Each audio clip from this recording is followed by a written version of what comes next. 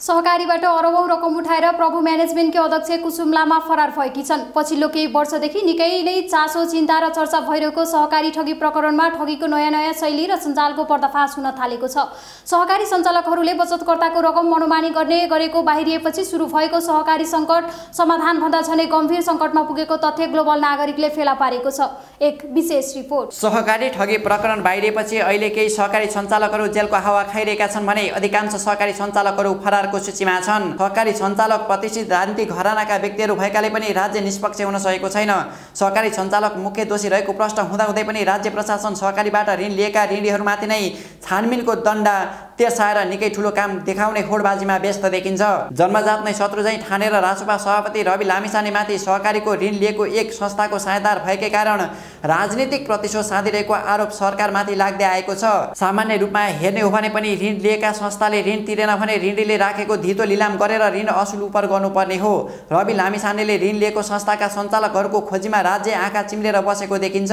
यद्यपि विभिन्न जिल्ला अदालतहरूमा उनी विरुद्ध मुद्दा चलेको हुँदा अदालतले न्याय दिनेमा लामिछाने विश्वस्त देखिन्छन्। चोरमाथि चण्डाल भन्ने नेपाली उखान मेल खाने गरी सहकारीले बचतकर्ताको अर्बौं रकम ठगी गरेको घटना बाहिर आइरहँदा पछिल्लो समय प्रभु म्यानेजमेन्टकी अध्यक्ष कुसुम लामाले उल्टै सहकारीलाई नै अर्बौं ठगी गरेको घटना बाहिरिएको छ।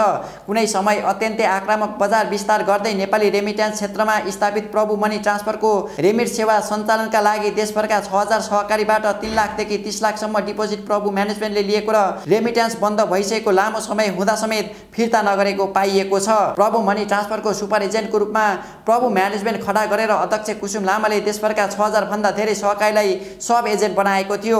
अध्यक्ष कुसुम लामाले सहकारीबाट लिएको धरोटी रकम फिर्ता नगरेको मात्र होइन, सहकारीहरूले सेवाग्राहीलाई रेमिट्यान्स भुक्तानी गरे बापतको अर्बौं रुपैयाँ विभिन्न बहानामा नतिरेको समेत पाइएको छ। सामान्यतया रेमिट्यान्स कारोबार भुक्तानी भएको दिनको क्लोजिङ समयभित्र सहकारीको खातामा पैसा डिपोजिट गर्नुपर्थ्यो। कुनै कारणले रकम डिपोजिट नभए अर्को दिन डिपोजिट गर्नुपर्नेमा महिनौसम्म करोडौं रकम बाँकी हुँदा पनि बचतकर्ताको बचतलाई सुरक्षित गर्न संवेदनशीलता अपनाउनु पर्ने जिम्मेवारी बोकेको सहकारी सञ्चालकको गम्भीर त्रुटि देखिन्छ। स्रोतका अनुसार प्रभु म्यानेजमेन्टकी अध्यक्ष कुसुम लामाले सहकारीलाई भुक्तानीमा ढिला भएको समयको राम्रो ब्याज दिने आश्वासन दिएको स्रोतको दाबी छ। सहकारी प्रकरणमा यो एक सबैभन्दा ठूलो प्रकरणको रूपमा देखिन्छ।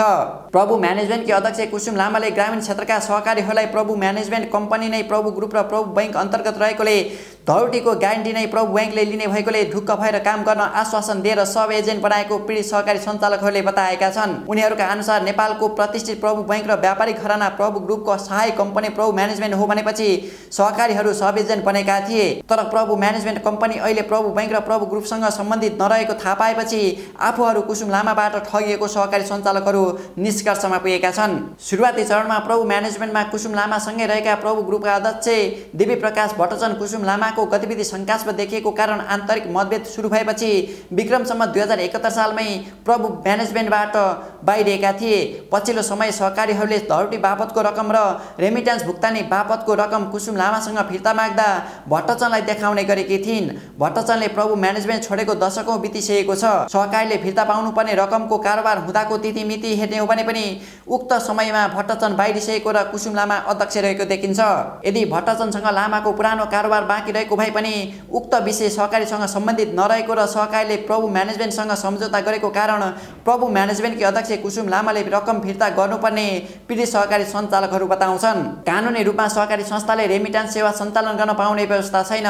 त्यसैले पनि अधिकांश सहकारी संस्थाहरू मौन छन् भने केही सहकारी संस्थाले केन्द्रीय अनुसन्धान ब्युरो CIB मा जाहेरी दिएका थिए। जाहेरीपछि पक्राउ पूर्जी जारी भएको थाहा पाएपछि कुसुम लामा फरार छिन्। प्रहरी स्रोतका अनुसार लामामाथि ठगी सम्बन्धी उजुरीका आधारमा पक्राउ पूर्जी जारी भएको छ।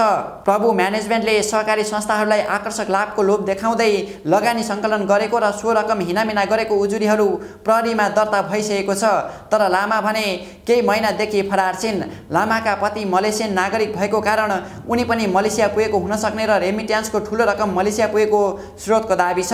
कुसुम लामाले हिनामिना गरेको रकम प्रभु म्यानेजमेन्टको सम्पत्ति बेचबिखन गरेर भए पनि फिर्ता गर्ने वातावरण सरकारले बनाउनु पर्ने पीडितहरू बताउँछन्। विशेष रिपोर्टका लागि चेतन शर्मा, ग्लोबल नागरिक, काठमाडौँ।